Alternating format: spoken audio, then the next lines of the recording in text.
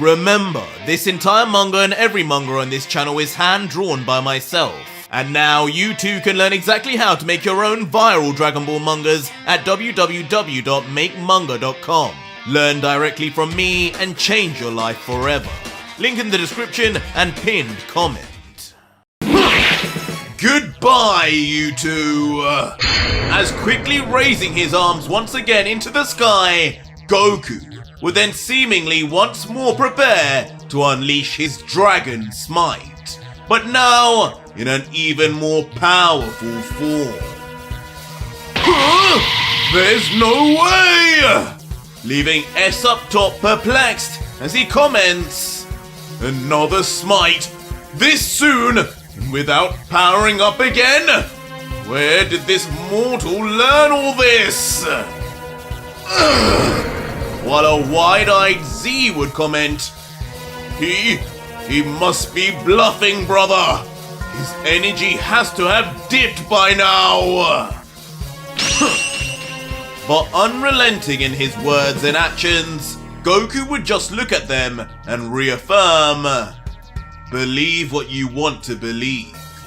You guys tend to always just expect so little from us mortals. Keep thinking like that.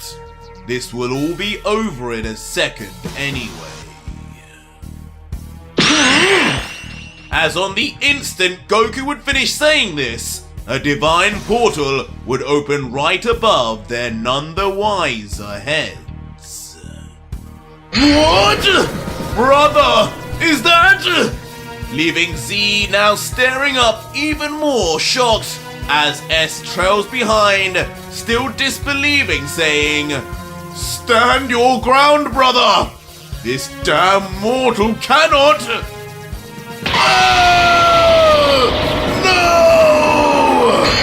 As in a flash, before S could even begin enunciating the next syllable, from the sky, a truly horrifying, gigantic cyan dragon covered in divine lightning and thunder would strike like a snake, rushing already, bursting through the previously small hole with Z and S pretty much already within its jaw's grasp until... Brother! In one final cataclysmic explosion, Z and S would be frozen in time, as their bodies are lost in the divine light, only able to call out to each other before exploding violently into the ground with no remorse, both taken out at the very same time by the mortal Son Goku. That should keep them down long enough. But when we peer back to Goku, it would seem rather than annihilating them entirely, the Saiyan would believe he had just slowed them down, as behind him, the purple energy of Vegeta would be seen flying forward to a certain deity.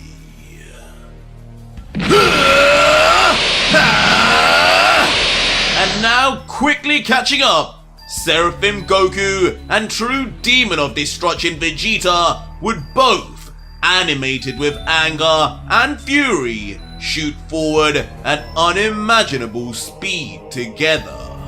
Two Saiyans, four wings, but with one Grand Priest in their sights to destroy once and for all, to avenge Vegito and finish their mission. With Vegeta mid-flight yelling, "Kakarot, this is the one time I will fight alongside you! Make it count and bring this midget down!" As Goku yelling back would respond, "Whatever you want, Vegeta, we do this for planet Earth!" And soon enough, in tandem, both legendary warriors would approach Dai from both sides, trapping him in, hoping to catch him off guard in at least one direction. Woo! Go, Son Goku! As they're finally completely full of excitement once more, Lord Zeno would then pump his fist into the air as if supporting the two mortals, yelling, "Look at them go! They look so cool now! I want wings too!" But on the other side, their actual target, Dai, would remain totally unconvinced, his hands still behind his back despite noticing them and their new power, as he would just coldly stare and whisper. And now Lucif has fallen. The desperation of these ants emerges. They too have followed lead and become delusional enough to think they could stand before me. This is truly a mockery and a sin that will not be forgiven.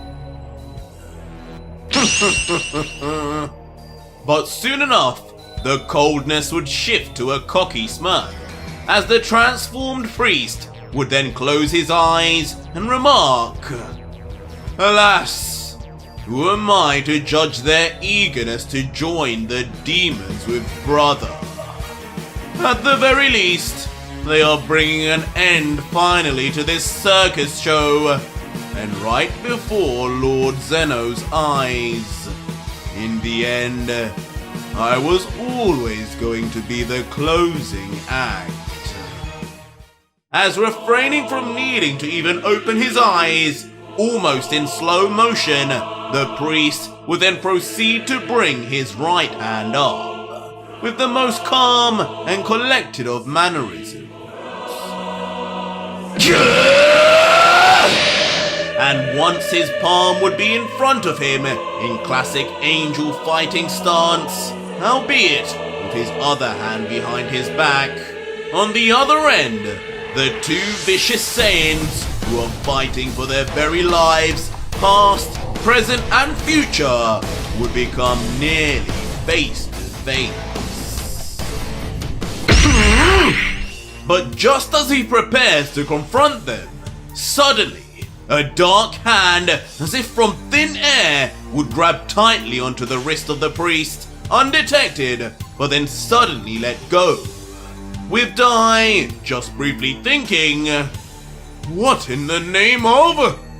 As feeling the grip on his wrist, but with no presence or visible figure beside him, he would stare at his palm and think, "My arm malfunctioning? What the devil happened there? What is this?" Before quickly, like a mere child, his short arm would be whipped back by force and uncontrollably held there. Something else is here! But just as Dai would begin to catch on that this was no internal issue, but more the work of another foe on the battlefield,